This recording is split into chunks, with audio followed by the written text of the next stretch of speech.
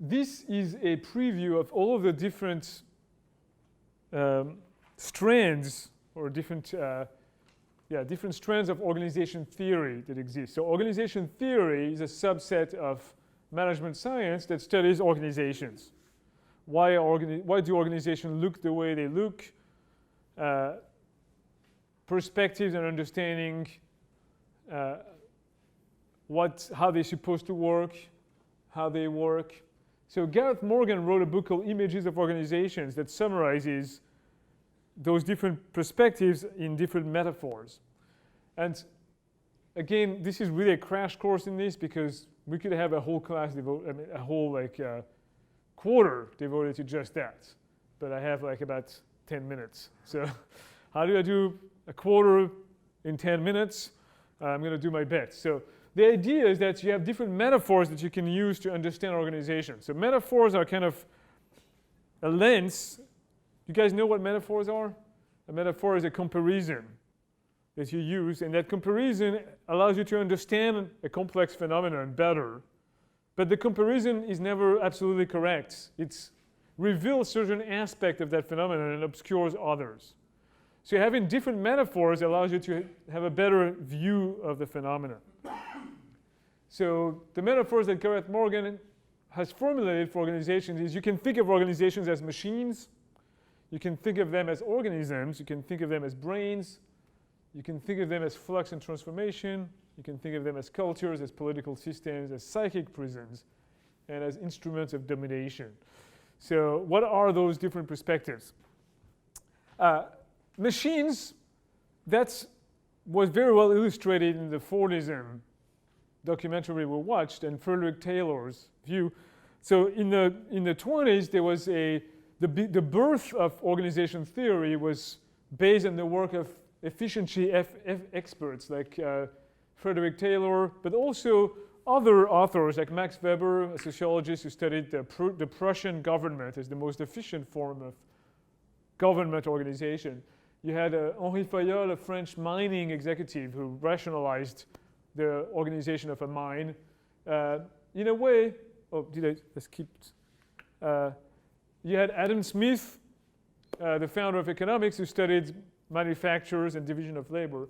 And all of them, at the base of all of this, there's this idea that organizations are based on efficiency through extreme division of labor, and people become like cogs in the wheels of a great machine, right?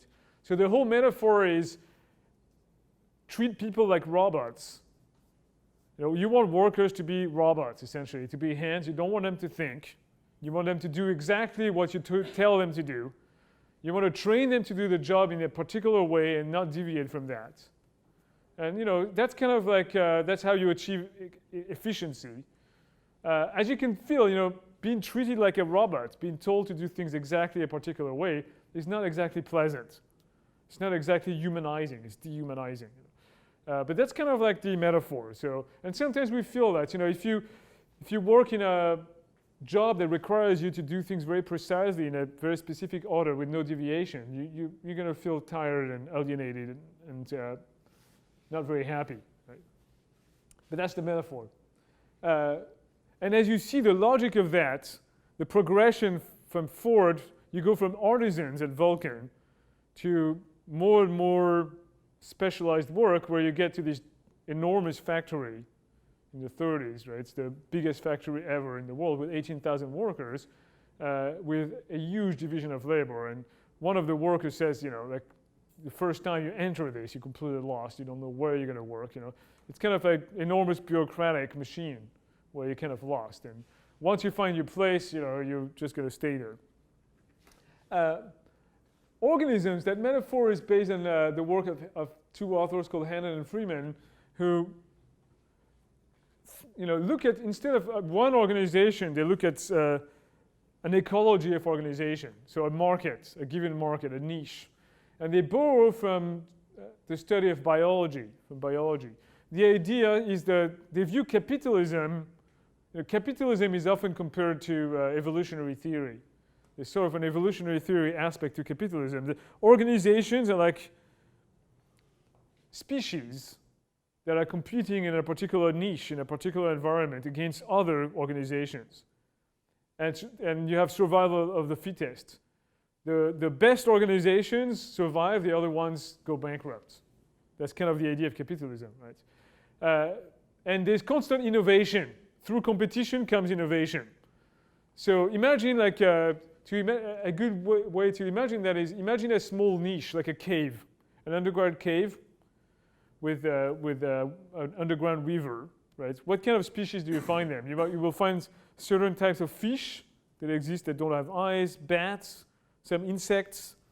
You have a whole life that has evolved to live in that particular cave, right? Every time, so fish that live in caves used to have eyes, and then they de-evolved eyes because they don't need them in obscurity. Bats don't see. They've evolved something else instead, radar. With their voice, they can project it, and it echoes against the different parts of the cave, and they hear it back, and it tells them where they are. So that's kind of like the type of radar that bats have evolved, right? That gives them an edge in orienting themselves flying in caves without seeing with their eyes, right? So every time, so that kind of evolution, you can think of it as an innovation. So think about.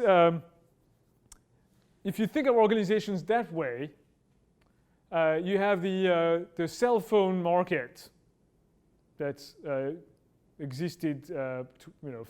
When was the iPhone invented? 10 years ago? 2007. Not even 10 years, right? It's almost 10 years. So before that, you had a few big players like Ericsson.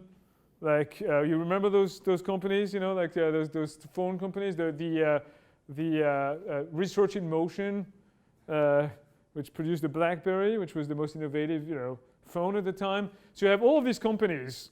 You can think of them as species living in that particular niche. Instead of the cave, the niche is the market of cell phones, right? And then it happens. Apple used to be in computers, not at all in the cell phone industry. And they come out with the iPhone. Bam! It's like a big predator comes into the cave and eats everybody else, right? And then eventually Samsung gets in and starts competing against that as well. And that's kind of like that's the idea of like the population ecology view of organizations. Organizations are like organisms that always compete with each other. Disruption happens when you have a particular niche that becomes opened up by another technology or it could be in a given niche. Let's say Ford, the story of Ford, the given niche is the producers of cars. And then Ford comes up with all of these, Henry Ford comes up with all of these innovations.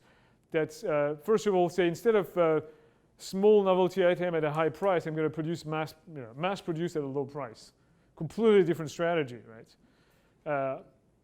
Kind of crazy when you think about it at the time. How are you going to do that?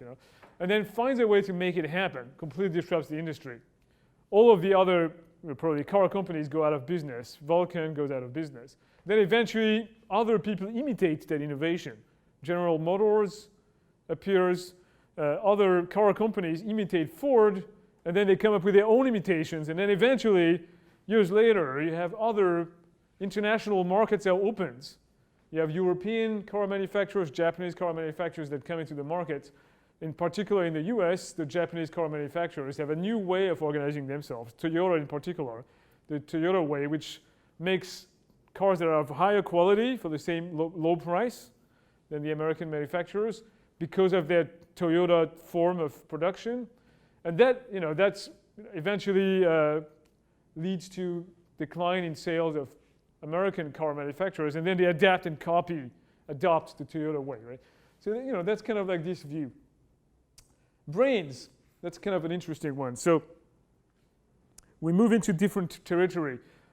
Ford and those kind of producers, even though cars are complex machines, they are very simple if you compare them to new technologies like computers, but also like nanotechnology, biotechnology, drugs, right? There's a completely new set of, in fact, where is America still relevant? The reason America still is relevant is that it's still innovative in those areas. And we better Silicon Valley in California is at the center of that. So it's a good place to be, in America, because there's still hope for America in the future based on that. But I don't think, so we're still being passed by, you look at where, for example, China is investing all of its money in all of these areas, They invested more money in that than we are in the US, So they're going to overtake us eventually. I believe that, They already have, But so anyway, so brains. So when you look at how a nanotech company, a dot-com, the way Silicon Valley companies are organized, the way Google or Apple is organized, doesn't look at all like this. Doesn't look like Ford. The way to work, the way Google works is not being more efficient. It's not having extreme division of labor, even though you have division of labor. What they really thrive upon is innovation and creativity, right? So a better metaphor for this organization is to think of them as brains. So there's a principle of brains. How are brains organized? One way to describe the organization is a network of neurons, right? So you can think of it as a network. The word that is used for that kind of network is holographic. So they're organized in a holographic manner. Very much the same way that the internet is organized. The internet is organized like a network. Right? What's the power of networks? There's quite a few. So you have a lot of connections. Instead of having a few hierarchical, simple, streamlined kind of connections, like in a hierarchical organization, you have a bunch of connections. Everybody's equal. You have a sense of equality among things. And you have a lot of connection, and you don't know which one is going to be used. And you have a much more organic kind of way through which information flows. That leads to creativity. There's a few other advantages. Holographic networks are resilient. So if you have a part of your brain that's destroyed, it's kind of horrible to think about that, but if you have a stroke, a part of your brain doesn't get oxygen for a while, it dies. Or if you have a trauma, an accident, or somebody shoots you and you're shot in the brain, or other forms, surgery is needed for a part of your brain. You have a tumor, you need to remove part of your brain, right? This happens to a lot of people. But we found that the brain has extreme plasticity, especially the younger you are when that happens. Other parts of the brain are going to take over the part of the brain that was destroyed and replace it. So there's been cases, for example, an extreme case in which a child had a whole hemisphere removed, half of their brain removed, right? I know it's kind of horrible to think about that. But, so that happened when they were 7, 8. By the time they were 18 years old, they were completely normal. The half hemisphere that was left had recovered all the function of the other hemisphere. Right? Now, if that happened when you were 30 or 20, maybe not. The older you are, the less plastic your brain is. But still, there's a notion of your brain, your parts of your brain can take over. So later in life, if you have a small part of your brain that's destroyed, you can recover that. Same thing happens with the internet. In fact, the internet was at first, the idea was for military reasons, right? So if, even though the Pentagon is the symbol of the central power of the U.S. Army, right? The U.S. Military, if the Pentagon was destroyed completely, right? In a case of war, that would not be the end of the military organization of the US, because you have a bunch of centers scattered all around the US that can take over for each other if one of them is destroyed in case of war, including flying centers.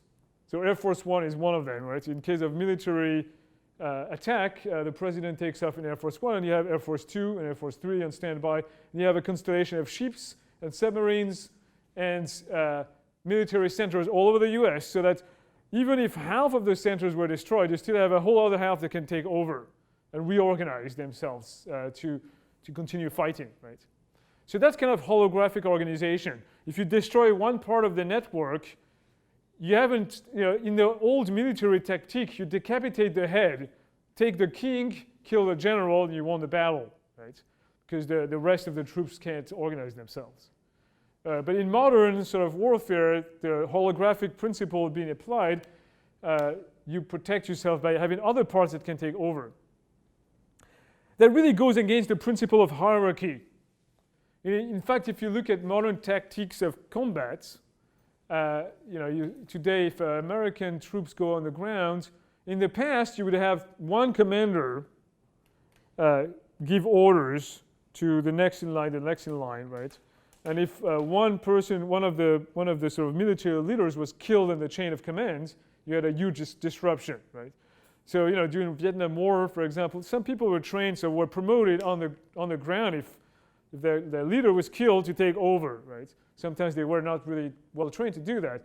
But you didn't have modern communication means. Nowadays, you take the American military in Iraq or elsewhere, they all have communication technology that allows them to all be in contact with everybody else. They have a situational awareness of what's happening. And if one person is killed, the flow of information is not disrupted. Even if your commander is killed, you're still in contact with everybody else.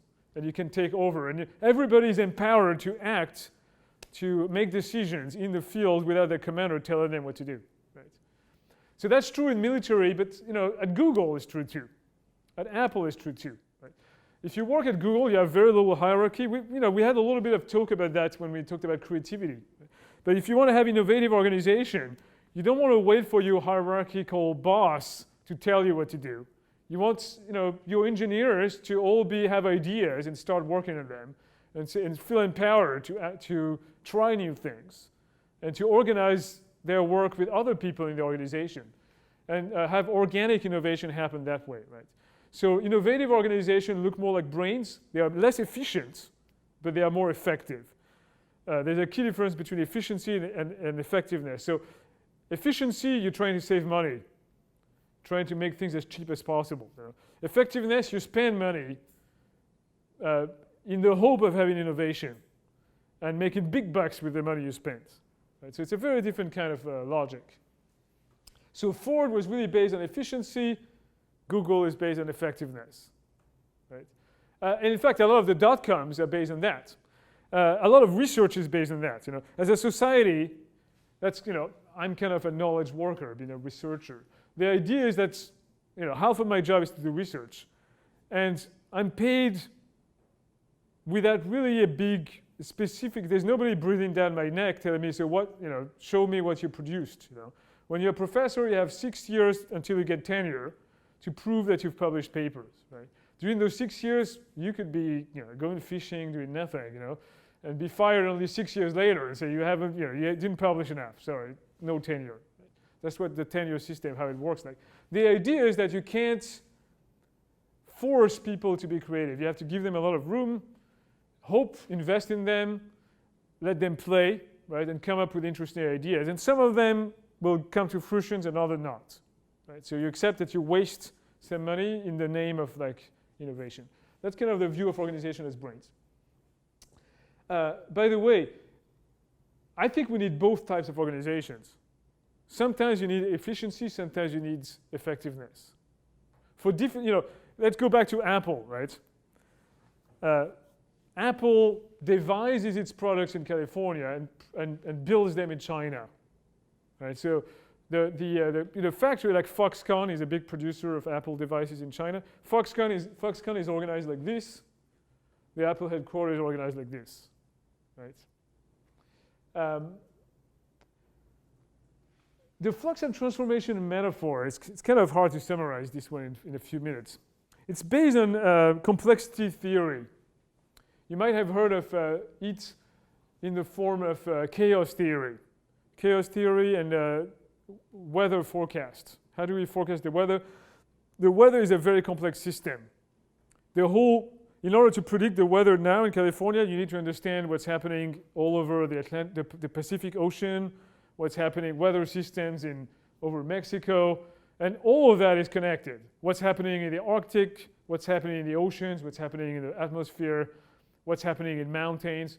So the weather is so complex that the principle of chaos theory is like the wings of a butterfly, in Tokyo can create a tornado somewhere, if you look at the complex chain of events, So you have very small causes that have big effects as you trickle down the line, right? So the idea here is that organizations are extremely complex systems, like the weather. And as a CEO, in this metaphor, a lot of credit is given to Henry Ford and Frederick Taylor, the efficiency experts, right? But maybe, like what this metaphor says, is organizations are much more complex than that, and small causes that happen somewhere in the organization might be more to credit or to blame for what happened in the organization. And it's kind of, if you're interested more in that, Sun Tzu, The Art of War, describes that very well. So the notion that Sun Tzu is like a Chinese war writer who writes about how what is the best way to wage war. And it's a very sort of different view than if you want to compare Western and Eastern ways of thinking. It's a very interesting metaphor. So Clausewitz is the one of the European sort of like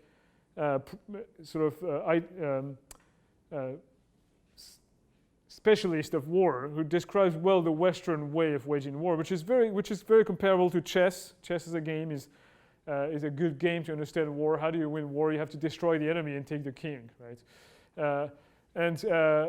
The Sun Tzu, The Art of War, there's another metaphor, which is the game of Go, which is a more apt metaphor to understanding this. But so, one thing that Sun Tzu says is the best general doesn't wage war at all.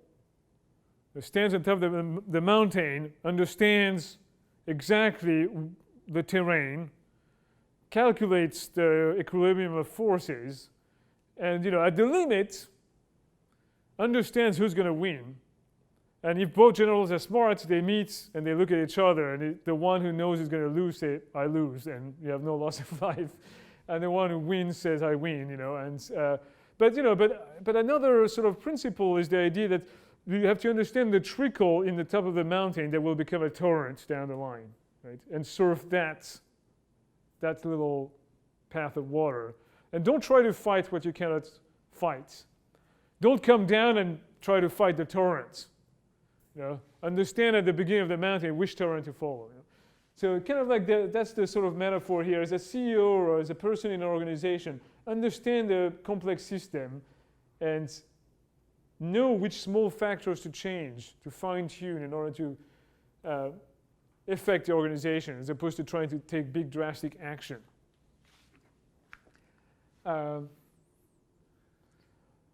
Organizations as cultures. We haven't talked much about, normally I have a whole session on culture.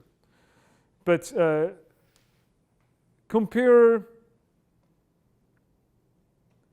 the U.S. Marines to, or the Army Rangers to other parts of the military. And what you find is the notion of organizational culture. So the U.S. Marines, the Rangers, are parts of the Army that have very, very strong cultures. In fact, it's so strong that it's often shown in the movies. But you could also say compare Apple to IBM, right? Both making computers, and different things. They have very different cultures. Working at IBM is very different from working at Apple, right? Even though they're in the same business somewhat. So different organizations have different cultures, which very much have to do with the founder, the personality of the founder, the history of the organization, the types of people that work there. Those are things that are not necessarily captured by the organizational charts, but you can think of them as culture. One way to define culture is to relate it to the notion of worldview. So we each have a different worldview, which you guys wrote your papers about. Organizations have a different worldview as well. Apple tends to see the world a particular way that's different from IBM, right? Because based on the founder's view and the workers who compose them. Political systems, that's an interesting one. So politics in organizations. How do I explain that quickly? There are things that happen in an organization that do not make rational sense. The same way, so there's a flow. There's a major flow in the political system of democracy, right? Look at America. Presidents are elected for 4 years, right? And they go campaigning for at least a year before that. So they really have only 3 years to take action on their program. And if they want to be re-elected, they know that they have to take symbolic actions that are not the best action as they can see, but actions that are going to get them re-elected, right? We agree on that? That makes politicians do stuff that is really stupid. It is not what they know to be the best action to take, but really like action that they believe other people want to see. And kind of, the assumption here is that voters are kind of dumb. The average people don't know what's best. They're kind of like easily swayed by demagogical sort of announcements. The same happens in organization. Do you think the best people get promoted in an organization? Or is it people who appear to be the best? Or is it people who market themselves the best? Do you think that who you know in the organization matters? Reflects your promotion? You bet. Right? So there are factions of people that try to retain power, try to get promoted based on a number of factors. But you have political factions that are not just trying to do what's good for the organization. They sometimes do that, but they also want to stay in power. Right? So organizations, so that's what the political system view tells you. It tells you that to understand what happens in organization, you can't just look at the efficiency aspect of it or the innovation aspect of it, but the struggle for power that happens between different factions in the organization and the politics that they play with each other and how they portray a certain version of reality that benefits them, not the organization. If I can convince you that my program is good for everybody when really it's good for me, then that gives me a lot of power. Right? So the politics are a factor. Psychic prison. This is kind of the psychoanalytical view of organizations. There's two guys, there's not a lot of research on that, but there's a guy who was a professor at Harvard, Zalesnik, and a guy who's now at INSEAD, Manfred Kest-de-Vries, who look at leaders in organization. And essentially their view is that leaders are kind of crazy, that anybody who wants power has serious mental problems, and that we all suffer from it. So that organizations are full of small leaders, small-minded leaders who have psychological afflictions, and that everybody is miserable. And it's trying to understand the specific mental problems that are created in modern organizations. Let's just leave it. And we've probably how many of you have had bosses that you felt were psychotic? Right? So, a study of the peculiar psychotic things that happen in organization. That's kind of this perspective. And finally, this is the Marxist view. And I want to insist that I believe that this is still a very valid perspective. So, even though communism has ended, almost, you still have a few holdouts, North Korea and Cuba is now starting to open up, But, communism has pretty much ended. And that makes us think that, Marx was, why study Marx? Marxism is outdated, there's nothing to be learned there. And I would say, no, Marx is still very, very relevant. So, and you still have modern, students of organizations that uphold the Marxist perspective. So it's understanding how, so Marx was a German sociologist who moved to England about, after Adam Smith studying modern manufacturers, and looked at the flows in the system, what's problematic with modern organizations, and came up with the idea that essentially workers don't have a fair deal.